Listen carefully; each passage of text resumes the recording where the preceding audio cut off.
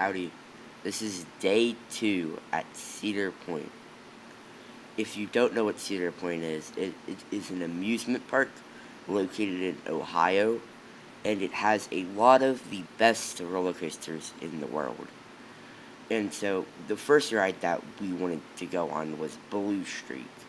Blue Streak was a very good ride. It's a small wooden family coaster, and I'm pretty sure it's very old. But overall, it was a great ride. I had a lot of fun on it, and the line wasn't that bad, so yeah. If you want to pause, you can read that.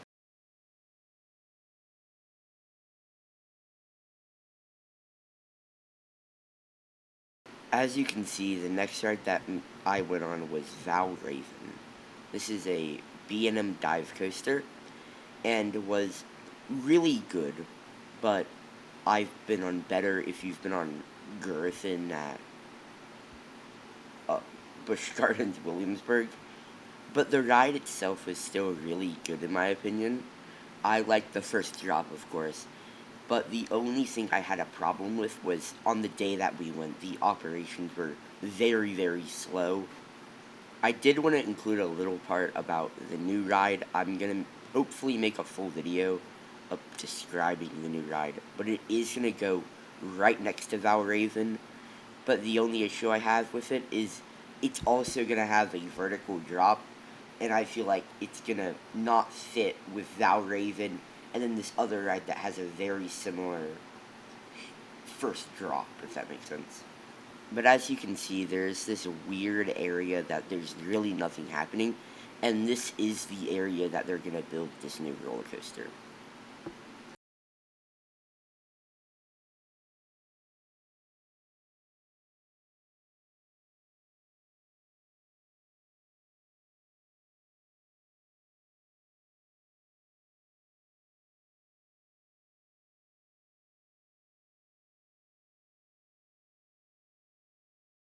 Millennium Force. You love it or you hate it.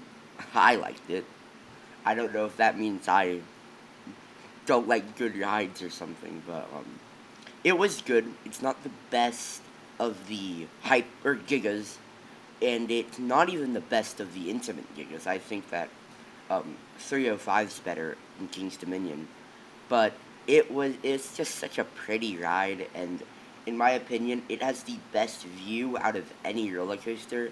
Of course, I've not been on any 400-foot coasters, but the view just is fantastic, and overall, not capacity, but the operations were amazing, and I really have nothing bad to say about the ride except that it was a little bit boring.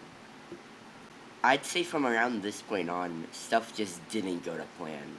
So the very next thing that happened was I was filming. I'm pretty sure it was the next clip, and then my bottle, like the recyclable bottles, somebody just took it, and but after that, we are in like the farm area, like where you get to see all the animals. And, anyways, I think that this area that I'm in like right now, and the next area where all the farm animals are at, is really, really well themed. But I just think that some of this theming could have gone to Millennium Forest because that area is very bare bones in comparison. But anyways, this is where we saw horses, and my mom loves horses, so I had to film a bit more than I wanted to of the horses. And my dad did make a good point, is that they're right under where Millennium Force turns around. And he said that it might have scared the horses, but he also did make a good argument that the horses are probably treated really well, which I think that they are. And they looked really, really, like, happy. I don't know what a happy horse looks like, but, like, they look happy, I guess. But, it was a nice area, a lot of shade for the horses, too. And I'm guessing that they have a whole building reserved for them, so they are not in, like, the rain or out in the sun all the time. Continued walking down that pathway until we got towards Snake River Falls, which just got shut down if you don't know. and this is where we saw the zoo area, I think, and it was a pretty nice area. A lot of theme parks, if they have a zoo, it's always like a not a zoo, but like a aquarium zoo. That's what I was thinking about. But these were like goats. I'm pretty sure there was pigs. There's camels, which are very interesting. This area, I don't know if it's just like, oh, we could have put a roller coaster here, but like, it's nice. It's very nice. It's not in the shade though, and the animals. Well, as you can see, that goat was not doing good, but some animals were doing really good, like that other goat. But overall, all the animals looked good. I think you could feed them for 5 cents or a dime, I think. But I didn't have any change on me, so I couldn't get the time to feed them. But there was this one camel, which I don't know about. I don't know what that camel was doing, but he was locked in, though, into the corner of that wall. But anyways, here's Snake River Falls. This ride just got shut down, like, last month. The month after we came, it got shut down permanently. And overall, I really liked it. I got soaked every time I went on it. I'm pretty sure, well, no, I know that we went on it again. But, I think that I went on it today. I could be mistaken, though.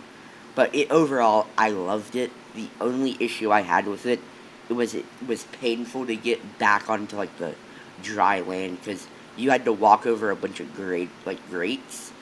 But the splash was the biggest, like, splash I've seen on one of these rides.